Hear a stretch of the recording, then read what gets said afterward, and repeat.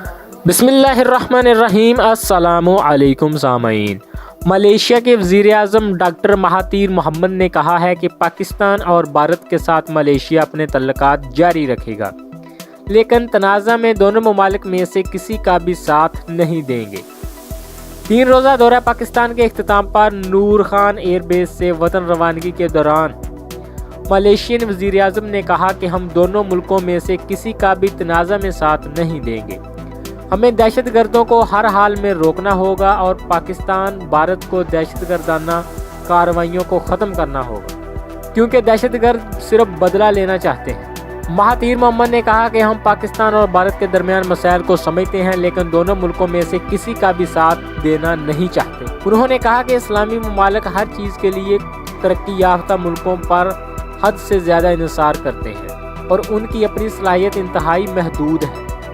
यही वजह है कि वो मगरबी मुल्कों के गैर इक़दामात के ख़िलाफ़ एहतजाज करने से डरते हैं और ये वही करते हैं जो मगरबी ममालिक उनसे कहते हैं।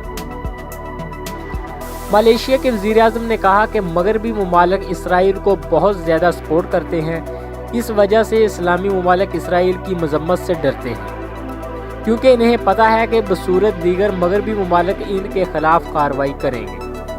इस मौका पर उन्होंने पाकिस्तान की पेशावराना महारत और काबिलियत को सराहते हुए कहा, अगर पाकिस्तान JF थंडर तैयारा और फौजी गाड़ियां बना सकता है तो वो कुछ भी हासिल कर सकता है। मलेशिया के कार के ब्रांड प्रोटोन का पाकिस्तान में मैन्युफैक्चरिंग प्लांट लगाने के ऐलान पर उन्होंने कहा कि प्रोटोन के लिए बेहतर होगा कि वो तरक्की याफ्ता मुल्कों के बजाय पाकिस्तान में अपना प्लांट लगाए। मेरा मानना है कि अगर पाकिस्तान फौजी गाड़ियां बना सकता है तो मेरे ख्याल में दूसरी तर्ज की गाड़ियां बनाना कोई मसला नहीं होगा। पाकिस्तान की आबादी 21 करोड़ है, जबकि हमारी 3 करोड़।